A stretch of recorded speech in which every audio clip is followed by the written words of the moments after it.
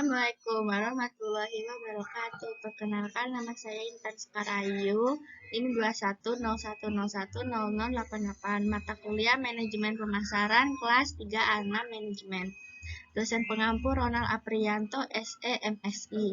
Di sini saya akan menjawab soal UTS saya.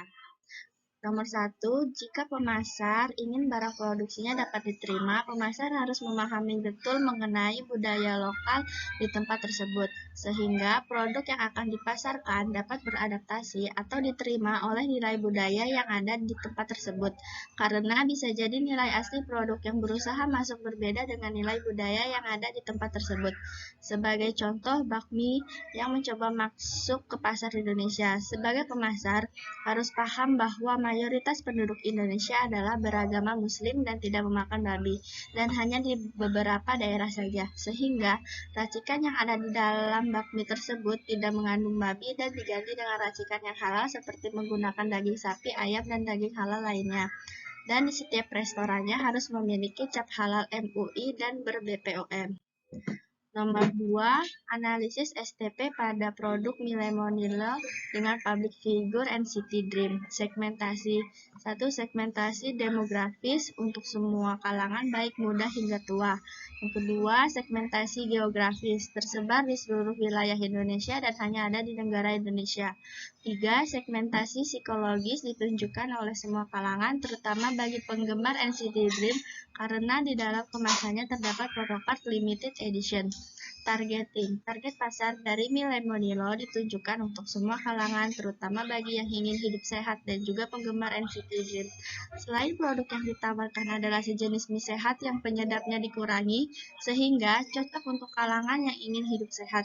Serta di dalam kemasannya terdapat photocard yang memang sasaran targetnya kepada penggemar NCT Dream yang suka mengoleksi photocard idol kesayangannya. Milemonilo sendiri sudah tersebar di seluruh Indonesia melalui supermarket atau minimarket terdekat dan dapat dibeli secara online lewat e-commerce.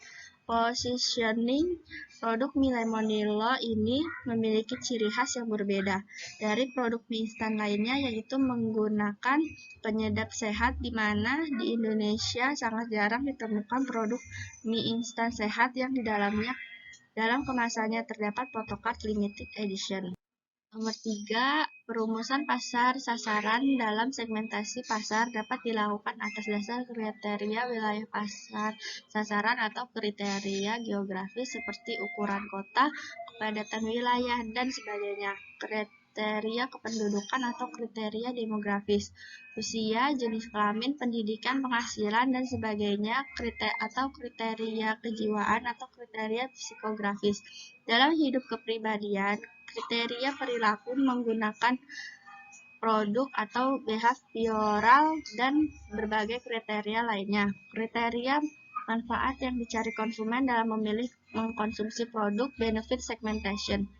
A. Saluran distribusi Coca-Cola dilakukan dengan sistem teratur karena manajemen mampu mengatur semua kegiatan dengan baik. Setiap elemen yang terlibat dalam manajemen distribusi Coca-Cola saling terkait satu sama lain dan bekerja sama dalam memproses masukan atau input dan mengolah masukan sehingga perusahaan dapat menghasilkan keluaran atau output yang diinginkan. Dalam sistem produksi dan distribusi Coca-Cola, manajemen berhasil membuat sebuah kesatuan nyata atau fact atau entity, sehingga memungkinkan saluran distribusi Coca-Cola memberikan produktivitas yang maksimal hingga produk sampai ke tangan konsumen. Saluran distribusi dan pihak internal lainnya dalam membuat laporan internal mengenai pesanan, piutang, utang, dan lain sebagainya. Sekarang, setiap informasi sudah dikumpulkan dalam suatu database, jadi perusahaan akan mudah menganalisis informasi yang dimiliki untuk mengambil keputusan-keputusan berkenaan dengan produksi, penjualan, pemasaran, dan pendistribusian.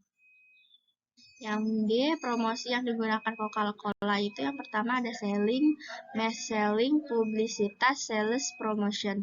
Nomor 4, segmentasi demografis.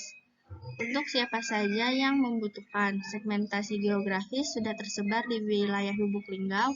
Nomor 3, segmentasi psikologis ditunjukkan untuk semua kalangan, terutama anak remaja, dan di aplikasi Grab tersebut banyak potongan-potongan harga sehingga menarik untuk digunakan. Targeting ditunjukkan untuk siapa saja yang membutuhkan jasa pengantaran, pengiriman barang, pesan antar makanan, berbelanja, dan lain sebagainya.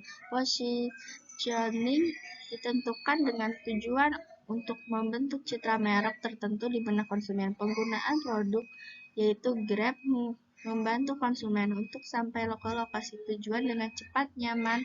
Grab memberikan solusi kemudahan dalam jasa layanan antar. Terdapat potongan-potongan harga di aplikasi Grab.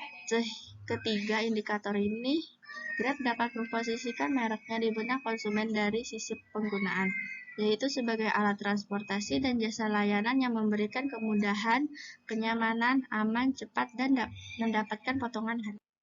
5. A. Upaya. Karena tidak ada pesaing, maka kita harus mengidentifikasi atau mengenali tren agar konsumen tertarik. Tidak membuat konsumen bosan, kemudian pahami situasi serta tunjukkan keunikan produk, melakukan analisis dan menentukan target pasar, dan terus berinovasi. Manfaatnya yaitu belajar atau terus mengupdate ilmu bisnis, meningkatkan layanan kepada konsumen, mendorong untuk berpikir inovatif, mendorong untuk meningkatkan pelayanan, mendapat konsumen yang loyal. B. Mencari dan membuka cabang di dekat pesaing dan mengembangkan produk. Itulah jawaban UTS yang saya kerjakan. Sekian, terima kasih. Wassalamualaikum warahmatullahi wabarakatuh.